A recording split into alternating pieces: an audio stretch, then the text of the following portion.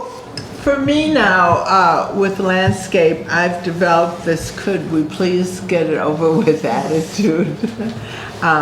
But in the beginning, what I recommend to you is that you, maybe even with a practice sheet of paper, that you see how each one of these different techniques create the appearance of a mountain. So, have we started? Mm-hmm. Okay, that would be good. Okay, for example, a hemp fiber wrinkle, and whatever you pick, you would want it to be consistent throughout, okay? And so the hemp fiber wrinkle is just doing all this line work and just as if you have hemp fibers coming down, like so. Now on this one sheet of paper, I'm going to do several different methods of creating mountains or rocks. But when you do your painting, I want you to be consistent throughout. So you don't want to use, say, hemp fiber and then the axe cut in the same painting. And even when you have mountains here and rocks below, you still want to do the rocks in the same manner that you did the mountain. Okay? All right, and so then we have untwisted rope wrinkles. And let's see if we can put that here. And so, and the names aren't necessarily, you wonder, well, who thought of that and why do we call it that? And I have no clue, so I can't really tell you why. Okay, and then you form the interior doing all this line work again. Okay, and then we have small axe cut wrinkles, and that would be, if you can see this, it's just like you would cut into something with an axe. None of you are going to do that, right? We hide Not a lot of axe work. Hide all axes, please. It's okay. Like so. And then for all of these different strokes, okay, raindrop wrinkles. Well, I don't often do that. Maybe that's because we don't get much rain here, right? Mm-hmm. So, boo. Okay. And then within the mountain itself, you would have all the dots, like the me dots, like so. Okay. And then I've yet to see a painting where they've done the rolling cloud wrinkles. Okay. Sometimes you'll see a painting where something like this is in water, you know, creating water, but usually water is best left as a void. Remember the words for landscape, xuan shui means mountains and water, so we always need that water element, but the element can be in the mist. It doesn't have to be in a waterfall or in a body of water. Okay, so lotus leaf wrinkles, that could be maybe a favorite. Let's try that. Oops. And I'm using the medium mountain horse brush. Or, no, the small mountain horse brush. Okay, so that is just going up with the tip of the brush and then coming down. And it's very similar to the first one that I did. A little bit of pressure and come down and just keep building it up this way. So you can see that I'm somehow building a mountain. Isn't this an old song about building a mountain or climbing a mountain or Climbing a mountain. something with a mountain? Climbing a okay, mountain. horse tooth wrinkles. Okay, that's kind of interesting. And that's similar to the axe cut, only you're going more to the side and like that, and so that is kind of like a horse's tooth, right? Mm-hmm. Okay, like so. And going this way for you will be a positive stroke, but for me it's a negative stroke because it's a blind stroke for me. Okay, like so. Okay, so once you've done that, once you've done your basic form, you come What'd you back. call this one? And that's called the Nan Rae. I like the Stroke. Nan Rae. I like the Nan Rae. Okay, so after you've done your basic line work, you would come in with a little deeper tone and you start filling it in. Well, we can just come in here.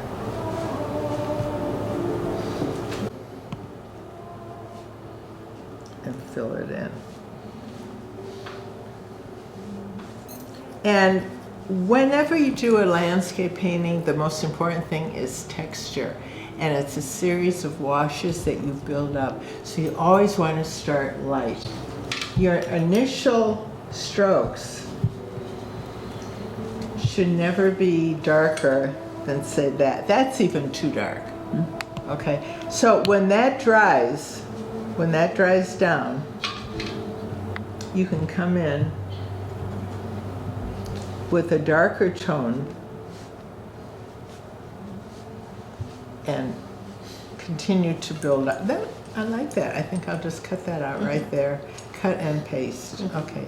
Did you hear that, Nika? Cut and paste that right there. Okay. So someone said, "What is this?" And I said, "That's the Nan Rae." What I have done through the many years of painting landscape, I've gone for the look of the mountain without, what's that about following the letter of the law or something, I don't know, without being precise and building it up the way I just showed you.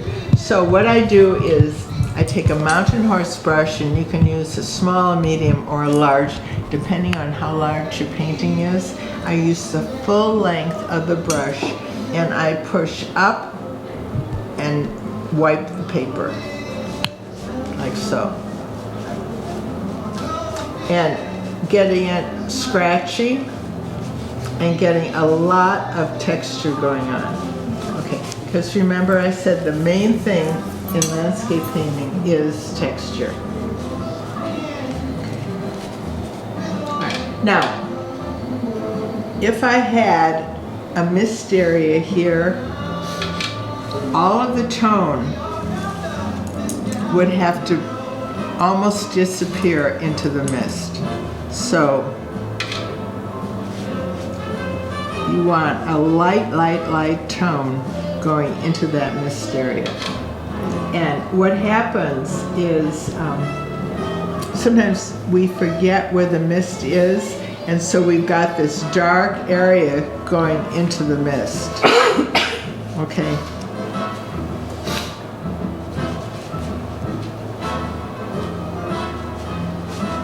Okay, so say my mist is here and I've got that darkness, it looks unnatural. Now we're not after a literal rendition in brush painting. It's not that at all. It's about spirit, and it's about a sense of connecting with nature. So the only way I could rectify this would be to get my paleness going into the mist area, okay? But you have to be mindful of what you're doing. In a way, we have to be more in the moment, more connected to what we're doing when we do a landscape painting. It's much more deliberate than doing a flower. With a flower, you can just go for it, okay? So, again, going into that mist area, I'm going to need a pale tone. Okay, any questions about this so far? There has to be one question. There are no questions. That's either very good or very bad. That either means you're thoroughly confused or you get it. So which stroke do you enjoy the most then, your Nan Rae? The Nan Rae is just a wipe stroke. I just love just doing this. And you can get real powerful things happening. You're very good at that. And I mean, look, it's... Look at that. Yeah. I wish I could take credit for it. It's the brush. It's knowing which brush. I'm using a mountain horse brush, I have which the will... same brush. Yeah.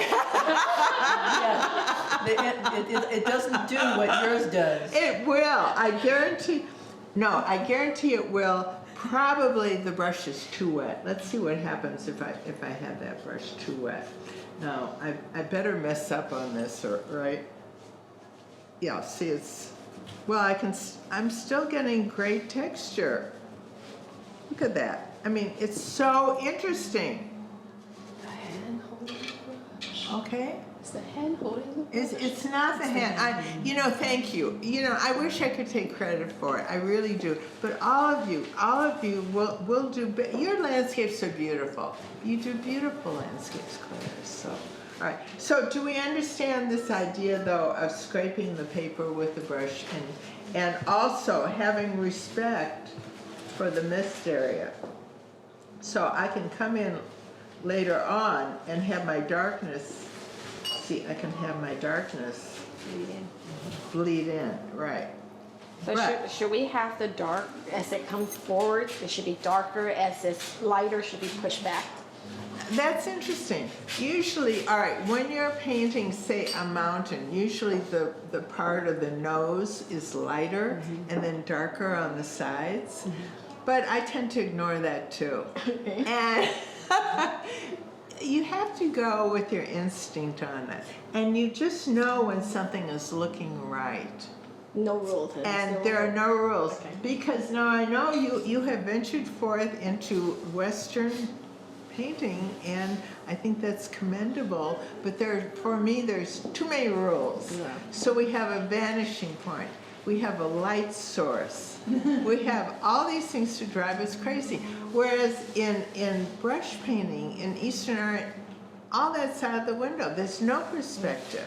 There's no light source. And the only thing that you need to remember is that the mountains are monumental, and you want to give a sense of that, and people are very small.